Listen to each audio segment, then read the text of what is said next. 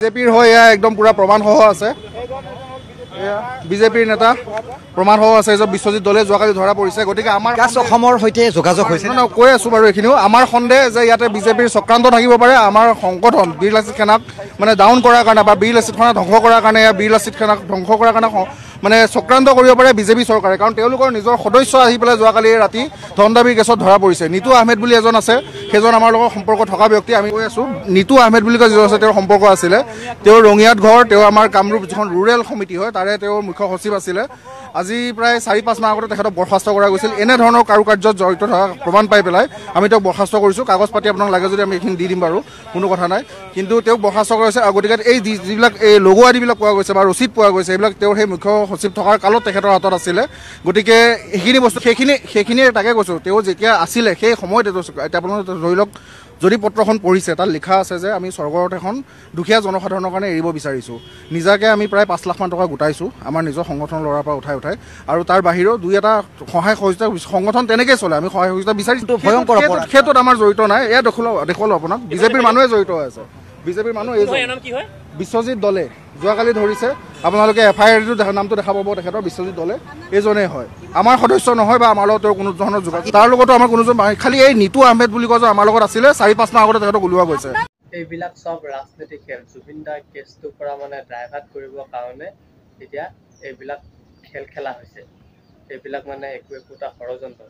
যিহেতু জুবিন দাৰ কেছটো ডাইভাৰ্ট কৰিবৰ কাৰণে বীৰ লাচিত সেনাক মাজত সাঙুৰ খুৱাইছে, মাজত ভৰাই এতিয়া সেই জুবিন দাৰ কেছটো মানে পাহৰাব বিচাৰিছিল, যাতে মানুহে এতিয়া বীৰ লাচিত সেনাক মানে সমালোচনা কৰি থাকক। এইবিলাক মানে একোটা ৰাজনীতিক খেল হয়।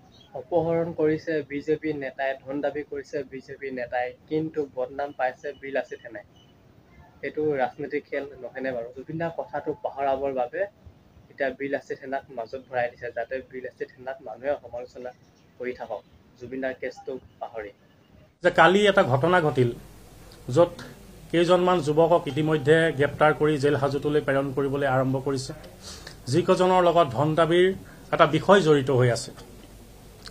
আৰু তাত এটা কথা কোৱা হৈছে যে সংবাদ মাধ্যমতে দেখিছোঁ, সামাজিক মাধ্যমতো দেখিছোঁ যে পুলিচৰ ফালৰ পৰা এটা জনোৱা হৈছে যে যিকেইজন ল'ৰা গ্ৰেপ্তাৰ কৰা হৈছে সকলো কেইজন বীৰ লাচিত সেনাৰ সৈনিক বুলি তেওঁলোকে কৈছে।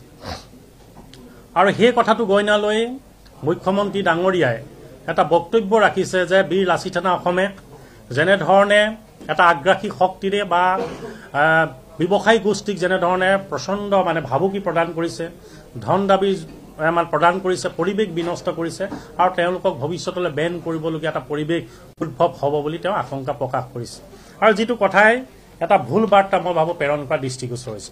এতিয়া প্ৰথমেই মই এটা কথা স্পষ্ট কৰিব বিচাৰিছোঁ যে যিসকল কালি যুৱকক ইতিমধ্যে ধন দাবীৰ গোচৰত গ্ৰেপ্তাৰ কৰা হৈছে তাৰে এজন ৰঙিয়াৰ বীৰ লাচিত সেনাৰ সৈনিক নিতু অসম বুলি, যিজনক ইতিমধ্যে বীৰ লাচিত সেনা অসমৰ যিটো দায়িত্ব ন্যস্ত দায়িত্বৰ পৰা আজি এমাহৰ আগতে তেওঁক দায়িত্বৰ পৰা আঁতৰাই ৰখা হৈছে।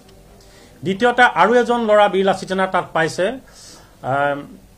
যিজন আমাৰ শিক্ষা সচিব বুলি কৈছে।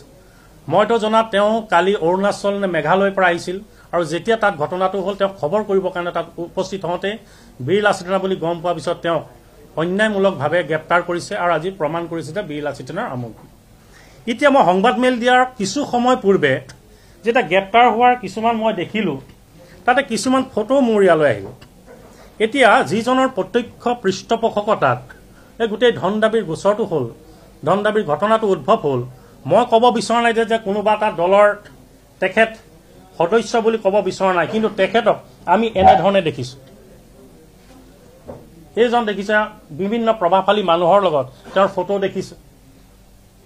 এয়া দেখিছেনে আপুনি? যিজন এই দলে বুলি যিজন মানুহ তাত দেখিছে, তেওঁকতো আমি চব অতুল বৰা ডাঙৰীয়াৰ লগত আছে, বিজেপিৰ বিভিন্ন ডাঙৰ ডাঙৰ নেতাৰ লগত আছে, এইফালে তেওঁ বিজেপিৰ মানে পিন্ধি আছে।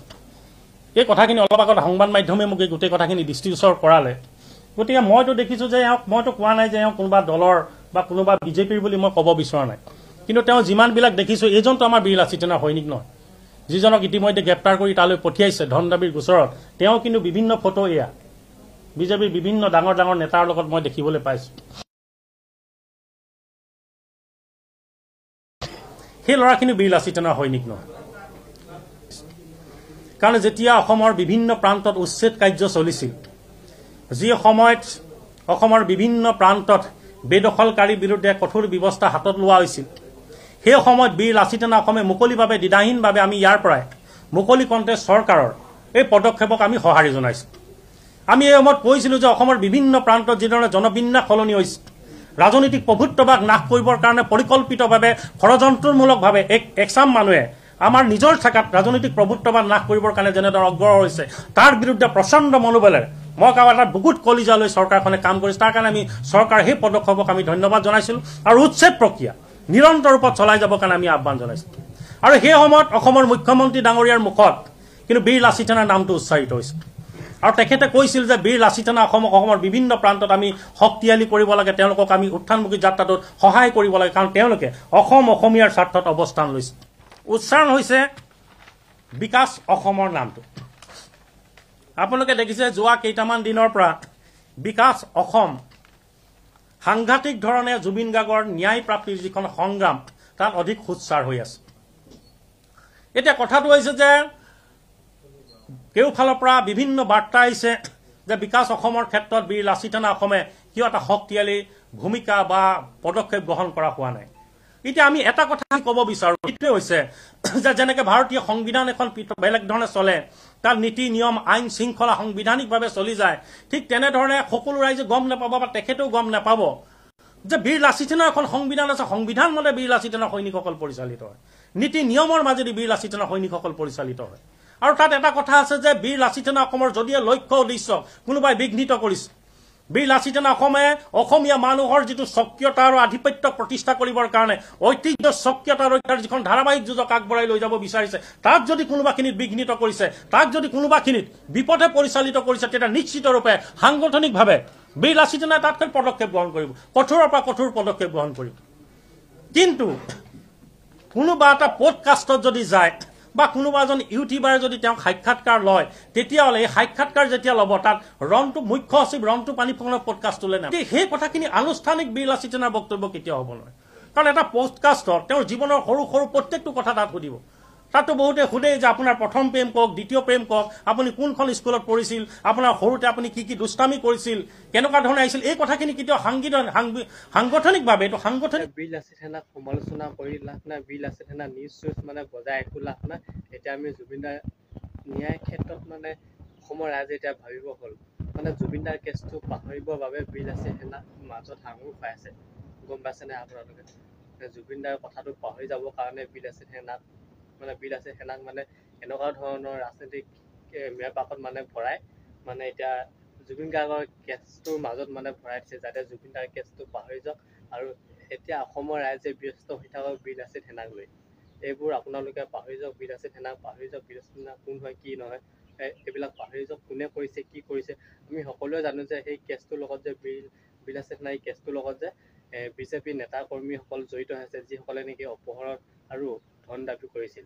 আমি সকলোৱে জানো তেওঁ সেই মানুহকেইজনৰ লগত ডাঙৰ ডাঙৰ মানুহৰ হাত আছে, আমি সকলোৱে জানো। কিন্তু সেইবিলাক কথা পাহৰি যাওক আপোনালোকে। এতিয়া জুবিনদাৰ ন্যায় ক্ষেত্ৰত আপোনালোকে চিন্তা কৰক।